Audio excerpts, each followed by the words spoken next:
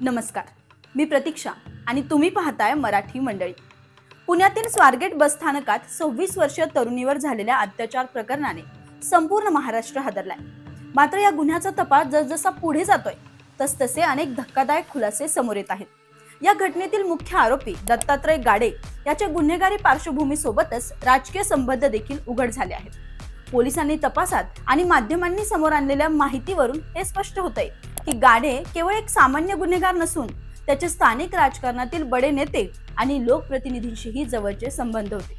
आजच्या या व्हिडिओत आपण आरोपी दत्तात्रय गाडेच्या राजकीय कनेक्शनचा सखोल वेध घेणार आहोतच, सोबतच त्याची संपूर्ण हिस्ट्री आजच्या या व्हिडिओमध्ये मी तुम्हाला सांगणार आहे। तपासातून समोर आलेली माहिती पाहता आरोपी दत्तात्रय गाडे हा राजकारणात सक्रिय राहिलेला आहे। तो शिरूर तालुक्यातील गुनाड गावचा रहिवासी असून गावातील तंटामुक्त समितीच्या निवडणुकीतही तो उभा राहिला होता। याचाच अर्थ तो गावाच्या राजकारणात सक्रिय होता आणि स्थानिक राजकीय नेत्यांशी त्याचा संबंध असण्याची दाट शक्यता देखील आहे। त्याचे केवळ स्थानिक राजकारणापुरतेच नव्हे तर मोठ्या राजकीय नेत्यांपर्यंत संबंध पोहोचले असल्याचे काही पुरावे समोर येत आहेत। त्याचा सोशल मीडिया अकाउंटवरून अजित पवार गटाचे शिरूर मतदारसंघाचे आमदार ज्ञानेश्वर कटके यांचा फोटो डीपीवर असल्याची माहिती काही माध्यमांनी दिली। तसेच शरदचंद्र पवार गटाचे माजी आमदार अशोक पवार यांच्या फ्लेक्सवरही दत्तात्रय गाडेचा फोटो झळकल्याचं सांगितलं जातंय। दत्तात्रय गाडेचा फोटो फ्लेक्सवर असण्यावरून मोठा गदारोळ माजलाय। माध्यमांनी जेव्हा आमदार ज्ञानेश्वर कटके यांना याबाबत विचारणा केली तेव्हा त्यांनी स्पष्ट शब्दात सांगितलंय की तो माझा कार्यकर्ता नाही, माझा कोणत्याही प्रकारे त्याच्याशी संबंध नाही, फक्त माझा फोटो डीपीवर ठेवला म्हणून तो माझा कार्यकर्ता ठरत नाही। त्याचप्रमाणे माजी आमदार अशोक पवार यांनीही हा दावा फेटाळून लावत तो आमचा कार्यकर्ता नाही, पोलिसांनी तातडीने त्याला अटक करावी आणि कठोर शिक्षा व्हावी अशी मागणी केली। त्यामुळे दोन्ही गटातील नेत्यांनी आरोपीशी असलेल्या कोणत्याही संबंधांना स्पष्ट नकार दिलाय। पण राजकारणात हे नेहमीच आपल्याला पाहायला मिळतं की आरोप झाल्यावर कोणीही संबंधित गुन्हेगाराची जबाबदारी घेत नाही। आरोपी हा मोठ्या नेत्यांच्या संपर्कात असतो, त्यांच्यासोबत फोटो असतो, कार्यक्रमांमध्ये दिसतो, पण गुन्हा उघड झाल्यावर मात्र तो कोणाचाही कार्यकर्ता नसतो।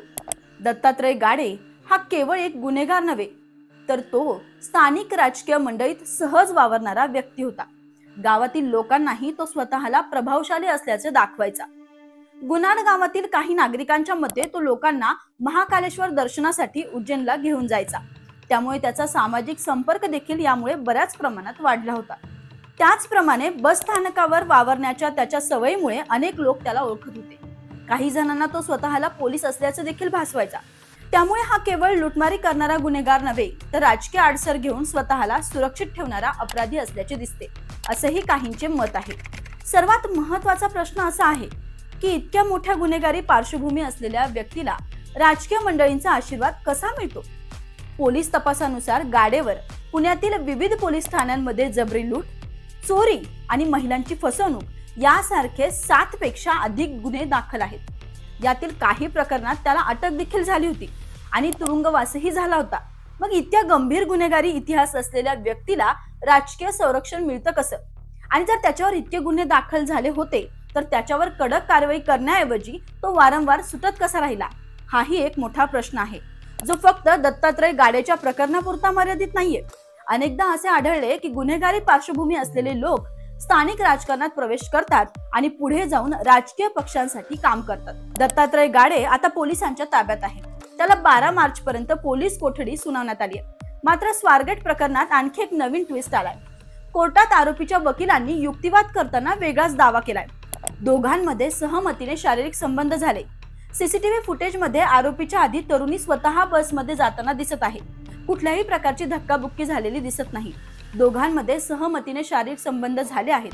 कुठल्याही पद्धतीची जोर जबरदस्ती झालेली नाही।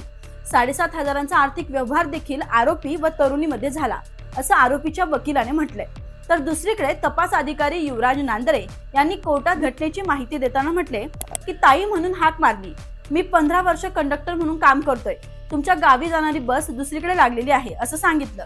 ताई बोलून आरोपीने पीडितीचा विश्वास संपादन केला आणि पीडितेला बसमध्ये चढवून दार बंद केलं आणि गळा दाबून आरोपीने 2 वेळा पीडितेवर अत्याचार केले असं तपास अधिकारी यांचं म्हणणं आहे। आता नेमकं खरं काय घडलं हे तपासाअंती उघड होईलच।